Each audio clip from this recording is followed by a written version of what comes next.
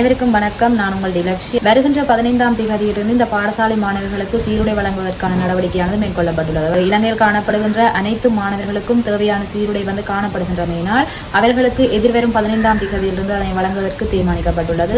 அது மட்டுமல்லாது உங்களுடைய முதல் கட்ட வகுப்புகள், பாடசாலை மாணவர்களது முதல் கட்ட வகுப்புகளானது எதிர்வரும் 29ஆம் தேதியும் தரம் ஒன்றினை சேர்ந்த மாணவர்களுக்கான புதிய கல்வி சீர்திருத்தங்களுக்கு அமைவாக தரம் 1 மாணவர்களது கல்வி செயற்பாடுகள் வருகின்ற 21ஆம் தேதியும் ஆரம்பிக்கப்பட உள்ளது.